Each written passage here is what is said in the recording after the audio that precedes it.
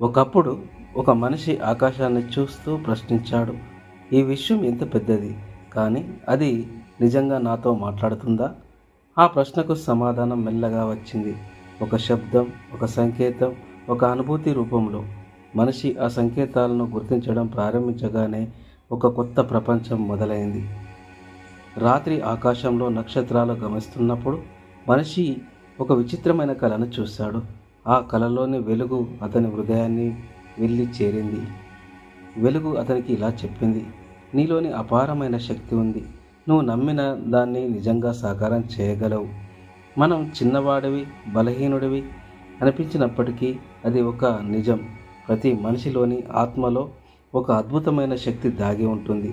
విశ్వం మనకు నిరంతరం చెబుతుంది, నువ్వు విశ్వంలో ఒక ముఖ్యమైన భాగం. నీ ఆలోచనలు, నీ సంకల్పాలు, నీ విశ్వాసం ఇవే నీ ప్రపంచాన్ని సృష్టిస్తాయి. అదే రోజు నుండి మనిషి చిన్న చిన్న సంకేతాలను గమనించడం ప్రారంభించాడు. రాత్రి కలలో ఒక సందేశం, ఒక పాటలో ఒక పదం, అనుకోకుండా చదివిన పుస్తకంలోని వాక్యం, లేదా ఒక అపరిచితుడు చెప్పిన మాట. అవన్నీ యాదృచ్ఛికం అనిపించవచ్చు, కానీ అవి విశ్వం ఇచ్చే సూచనలు. ప్రతి సంఘటన, ప్రతి అనుభవం ఒక గాఢమైన అర్థాన్ని దాచిన సంకేతం. విశ్వం ఇలా చెబుతుంది, నీ జీవితంలో ఏదైనా చోట ఒక అర్థం లేని దృశ్యం కనిపించబోతుంది అనుకుంటున్నావా? అది యాదృచ్ఛికం కాదు, అది నీకు చెప్పే సంకేతం. నీ మనసు ఆలస్యం చేస్తే అది మిస్ అవుతుంది. ఎందుకు వినలేము? కానీ ఎందుకు చాలామంది సంకేతాలను వినలేరు? విశ్వం చెబుతుంది, నీవు వినలేకపోవడానికి కారణం నీలోనే ఉంది.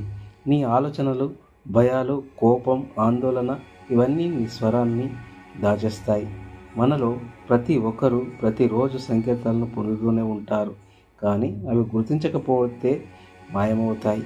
నిశ్శబ్దం, ప్రకృతి, కలల, మన హృదయం ఇవన్నీ నా స్వరం.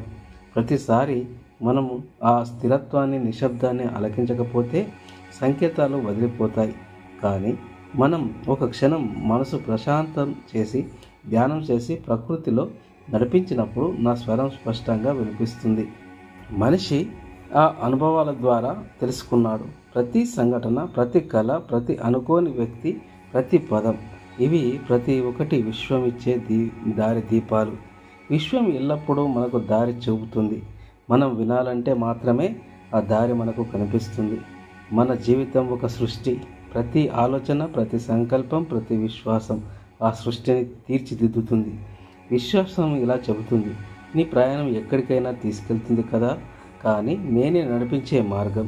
వీటిని గ్రహించడానికి మనసు తెరిచిపెట్టి ఉండాలి. మనం సిద్ధమా? మనిషి చివరకు గ్రహించాడు, విశ్వం ఎప్పటికీ నిశ్శబ్దంగా ఉండదు.